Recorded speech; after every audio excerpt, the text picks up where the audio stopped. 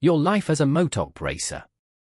You wake up early, in a hotel room in a country you've had to remind yourself of twice this week. There's no lazy morning today, it's race day, and your body already knows it before your mind fully catches up. Breakfast is light and a little boring on purpose, some eggs, a bit of fruit, plenty of water. Nothing heavy, nothing that could slow you down later when it actually matters. By the time you reach the paddock, fans are already lined up, phones out, calling your name before you've even stepped fully out of the car.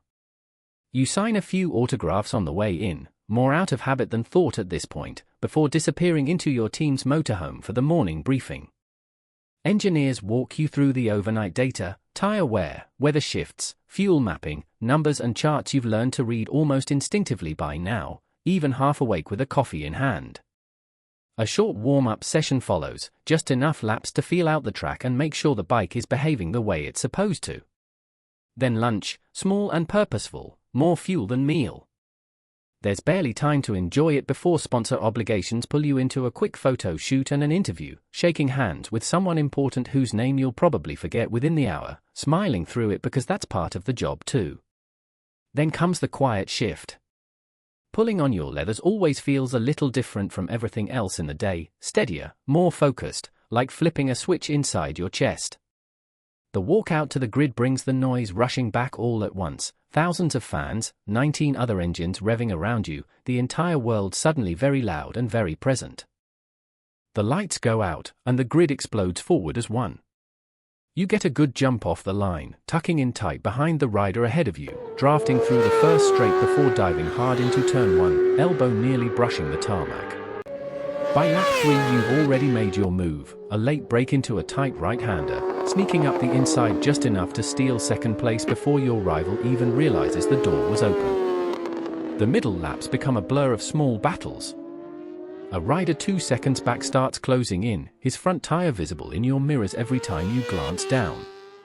You push half a second harder each lap, finding grip you didn't know the tires still had, until the gap holds steady, not comfortable, but enough. Through the fast, sweeping S's, you carry more corner speed than you've managed all weekend, the bike moving beneath you like it's reading your mind a fraction of a second before you even ask it to.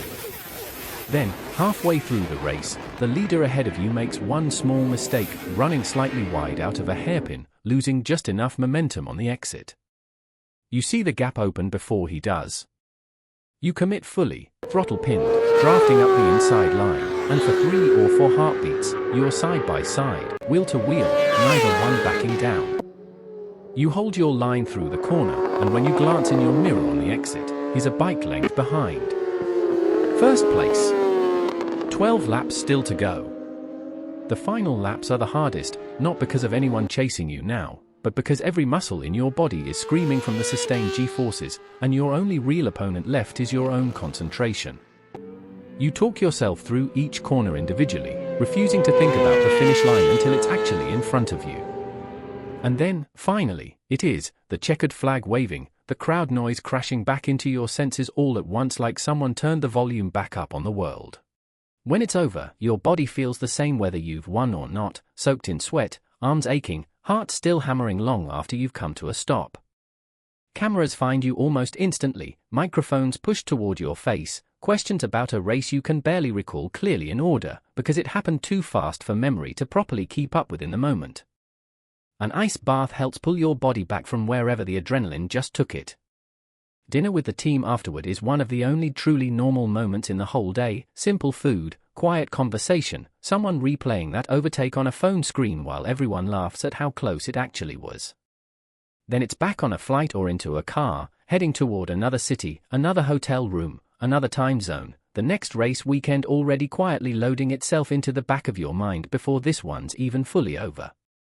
By the time you finally lie down, the day replays itself in fragments, the noise, the heat inside the suit, that one corner where you and another rider were wheel to wheel for a few seconds that felt like minutes.